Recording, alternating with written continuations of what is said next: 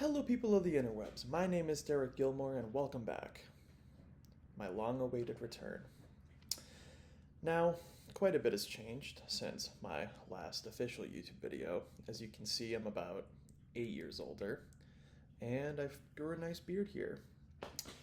Um, I'm looking to get back into making YouTube videos. No promises as to how often they will be, but we're going to start with our bread and butter here, which is NFL stuff. So, my goal this year is to do weekly power rankings for the NFL, kind of see how that goes, and maybe keep making videos from there. In the future, soon I should be releasing my overall season predictions for the NFL season, as well as another video detailing what this model I downloaded thinks is going to happen this season. And yeah, so let's kick it off with week one NFL power rankings. So the way this is going to work, it's very similar to how Tom Grossi does his power rankings, which is he just does the top 10. I'm going to add a little wrinkle, and I'm going to add an 11th as like an honorable mention. And yeah, so first, should be no surprise to anybody, Kansas City Chiefs are coming in at number one. I mean, they won back-to-back Super Bowls. You can't start them any lower than one. Number two, San Francisco 49ers, the team that the Kansas City Chiefs beat in the Super Bowl last year. Now, they definitely should have lost in the NFC Championship to Detroit, but they didn't, and they showed a lot of resolve in beating them. But then, of course, in the Super Bowl, once it got into overtime, they forgot how the OT rules worked, and that was the main reason they did not win their first Super Bowl in, I don't know, like 30 years. But keeping Brandon Ayuk is major, and I think we are very quickly going to see just how important he is to that offense once more. Number three, Detroit Lions. I'm still surprised as to how good and how quick this team has turned it around under the Dan Campbell era.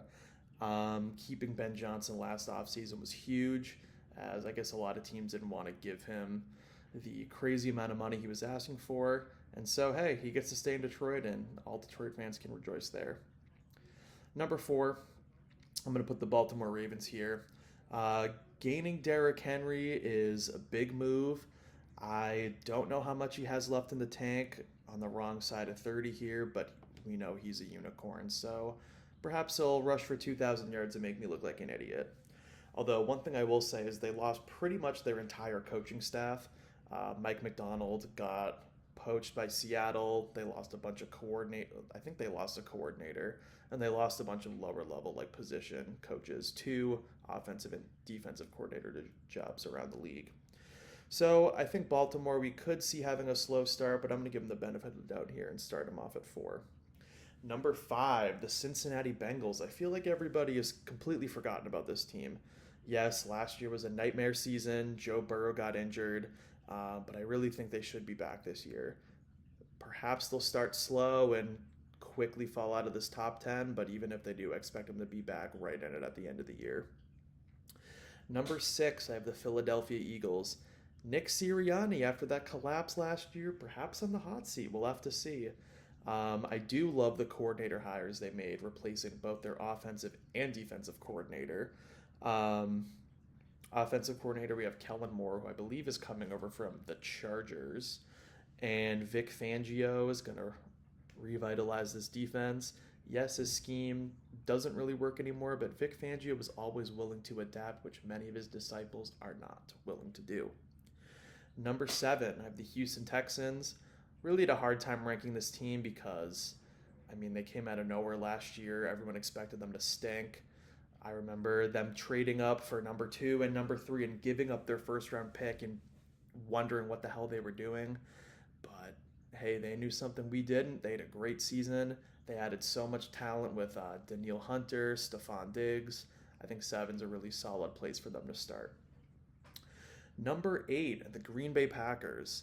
They're still, I believe, the youngest team in the NFL. They took down Dallas in the playoffs last year. Which segues into my next point, which is I have the Dallas Cowboys at nine. I had a really hard time justifying putting Dallas at 8 over Green Bay when Green Bay beat Dallas last year, and I believe it wasn't even close if I recall correctly. Dallas, at number 9, probably pretty low. Maybe for a lot of, I guess, analysts out there. Probably their lowest ranking to start, the lowest amount of hype they've had in a few years, coming off yet another disappointing season. We'll see if, maybe with a little less hype, if they can finally actually make some damn noise this year. Then at number 10, I'm going to throw the New York Jets here. This team's a complete wild card, I'll just say it. They have an amazing defense. We know that. They had absolutely no offense last year, which is why they kind of scuttled too. I want to say they finished 7-10 last year. Yes, that's true. If Aaron Rodgers can just be competent, which hopefully he should be able to, although he's 40 coming off an Achilles tear, I think that they can keep this ranking for a while. And then my honorable mention, I'm going to put Miami here. I thought about Buffalo, thought about the Rams, but ultimately I went with Miami. Really came down between Miami and Buffalo here. But I'm going to give the edge to Miami because if you'll remember last season, Miami led that division almost wire to wire and then lost it at the very end and then went down with a whimper in the playoffs. And Buffalo lost so much talent that I think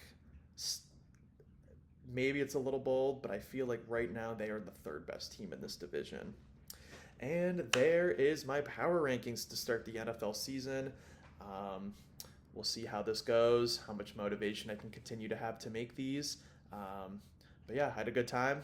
Leave your feedback below if you have any thoughts, and I will see you in the next one. Goodbye.